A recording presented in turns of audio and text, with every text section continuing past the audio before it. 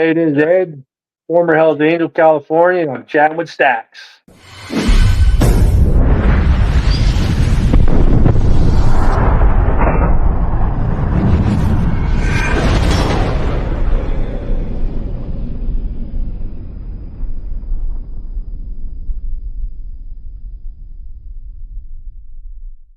Welcome to this episode of Chatting with Staxx. I'm your host, Bill Staxx, and today I got former one percenter Ed. I'm like, what do you mean?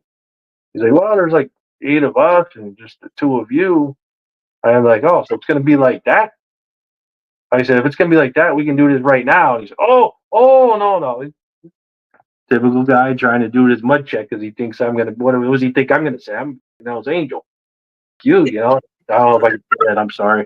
But, like, no, this ain't happening. You want to do this? This is going to happen right now. And then he's like, oh, no. Let me buy you a beer and let's just chat and talk and get to know each other a little bit. I'm like, yeah, I could do that, And then we start chatting a little bit. Well, in the meantime, I guess the cops get word that something might be going down. Those guys all leave. I'm still sitting there with this kid that's trying to be a hang around. Next thing you know, the security manager comes out. He's like, hey, Ed. He's like, I got to tell you this. He goes, because 2 of the cops came in and they went back to his office and then they leave. So he comes up and he's like, hey, I just want to let you know, they got the building surrounded. They're waiting for you to leave. I was like, really? I was like, all right. Nothing happened. We didn't do nothing. But, drinking. So I was like, oh, I'm glad he told me. So I called up one prospect that lived real close by and he was with me earlier. I told him just go home, get some rest because they don't get rest. I was only 5 minutes from home. So I call him up and I'm like, hey, man, I need you to come get me. He's like, what's up? I told him. Car, yeah. I'm in a car, right? So he comes over, with the car, picks me up, and he's going back to his place. And there's probably 6, 7, 8 squad cars out there for no reason. No reason at all. Well, the reason is because they still haven't caught me yet, I think. But, we start going.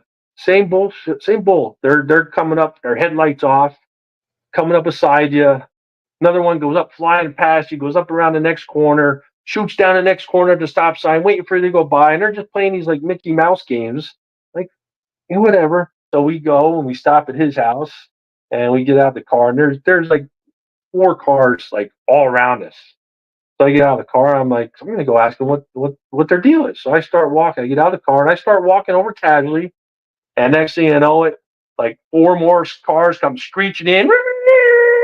Guys coming out there goes, stop right there. And I'm like, I just don't know what the hell you guys are doing. Why are you following me? Why are you harassing me? And they have us over there. Get on the ground. I said, I ain't getting on the ground. I ain't doing nothing. I said, you want to talk? You talk. And they're just going off. They're talking all kinds of stuff. We know what you did, and I'm like, we didn't do nothing. Did nothing happen? We didn't do nothing. What do you want? They started saying some like they wanted it to happen, And then one guy, the dog used me. I might just release the dog on you. I said, go ahead. I didn't do nothing, I'm sure there's cameras somewhere. They'll see what happened. And then I start going on. I'm like, I want your badge number, your badge number, your badge number. I said, you guys are gonna be in trouble. And they're like, what do you threaten me? You threaten me? Because they're taking it as like some physical threat. I'm like, no. I said, just give me that. And they wouldn't do that. I said, and then like the sergeant comes down. They get the sergeant down, and he comes over and cools things down. And this is the one little punk young cop, a little steroid freak guy, and he was the one like really getting at it. Like he had that roid rage probably, and was hoping something would happen because there's six or 8. Well, there's probably about 12 of them, and then just the 3 of us. And so the sergeant comes over and he calms them down, and he pulls me aside and he's like, "What's going on?" I said, "I have no idea, man." I said, "We're just minding our own business, and they're harassing us as usual." And I said, "We're home. We're here. This is where we're staying. We ain't going nowhere. We ain't causing no problems." And he's like, all right. And then he gets them to leave, and then we went in. And so I contact the attorney the next day and said, hey, this happened. I said, this is like an ongoing issue. Like he knows he's been documenting all this stuff that's happening. So he's like, do me a favor, get on the police station, get me an incident report from that night. They got to have something. So I go down there because he wanted to get all their names. I go down to the police station. They have no record of anything at all happening. Like you're telling me you got like 10, 8, 10, 12 cops and 6 squad cars at a major intersection at 3 in the morning, and you don't have a record that they would responded to a call, you know? So he wound up putting a cease and desist order on the whole city police department that they couldn't basically touch me. I mean, I kind of had a free pass for a little while, so I could zip through town easily. But they still harass you, right? You still see them around, and Yeah, I mean, after that, I didn't see him for a while after that. I didn't see him for a while after that. And it was, I mean, my town was in the county, but it wasn't where our clubhouse was. Yeah, that's the, the first big event we had when we, as our side there, had a poker run or fundraiser, and we were doing the local SPCA, burnt down, and they were begging for help, begging for money, and people weren't really helping them. So we're like, no, we're going to throw a fundraiser. We're going to raise a couple $1,000s for this place, help them yeah, rebuild. So, we have this big place, and because we're new in town, there was a ton of people there. I mean, I couldn't believe the turnout we had. Everybody had a great time. People from all over, well, the sheriffs and local PD and all that, they have their little mobile, jailhouse stations, and they just were pulling everybody over and looking for DUIs and running for felons and stuff like that, and just targeting all our people that were coming to have a good time and help try to raise money for the SPCA. And then all said and done, and the bar was only, I mean, it was like 1.2 miles from our clubhouse, probably. So we didn't have far to go. You know, yeah. we're all riding. We're all on Harleys. No super fast sport bikes. But the end of the event, we're closing up. So the 6 of us, there's like 6 of us left there, and we all take off to go down to the clubhouse. As soon as we pull out, like, what the hell? We didn't even do nothing. All we did was pull on the street. Nobody did a burnout. We were just going down to the clubhouse to have a good time with everybody else that came into town. Yeah. And we got in our gate, uh, our prospects and stuff. They didn't get the gate closed fast enough. So cops got in, and they're all sitting there. They all got like M16s drawn on us, lasers pointed at our heads, dogs barking, a helicopter flying around. And like, what the hell? So they jam us all up, and then they take us in for the night for nothing. They just made up charges. They I, took I you to the police department.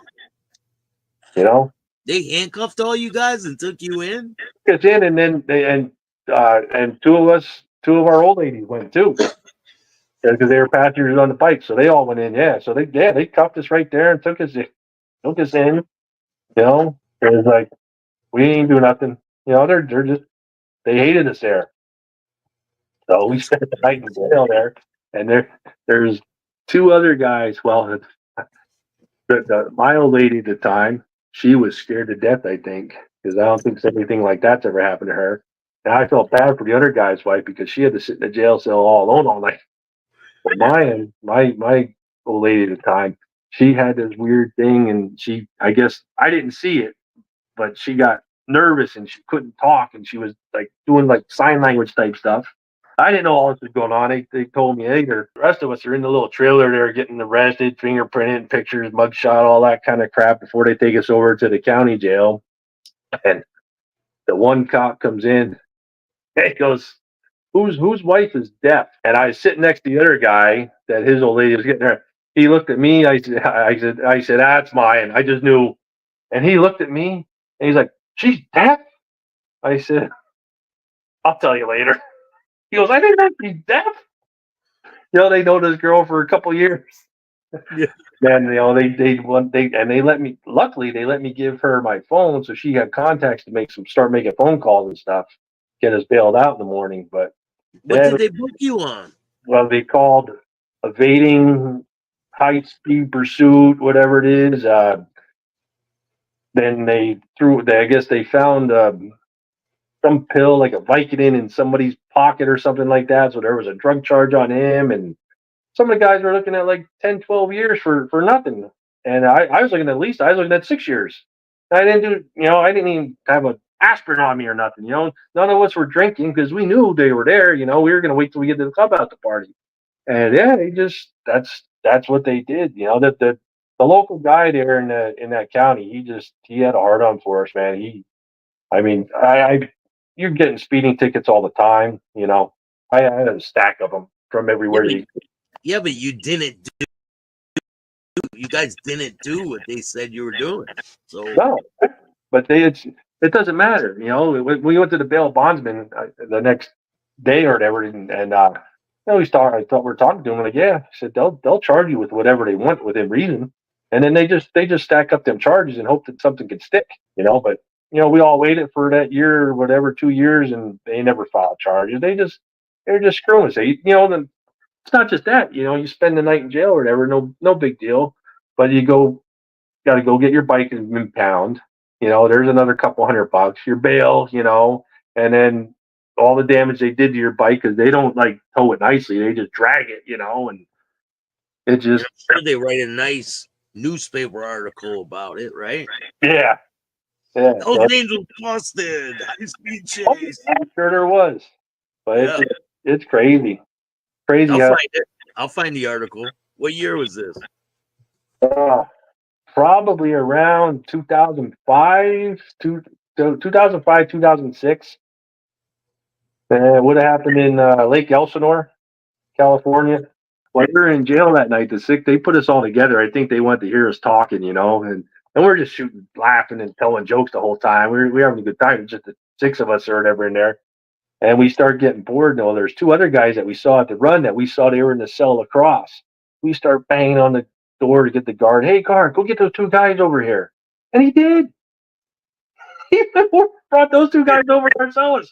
Like, how did you know what we were gonna do with them? You know what I mean? Like, they might have been somebody, but we just wanted to talk to them and find out from them what happened to them and stuff like that. But like, I had a guard over. Oh yeah, okay. He goes gets him, brings him in. He probably thought we were gonna beat the hell out of him or something, so they could get us on something else.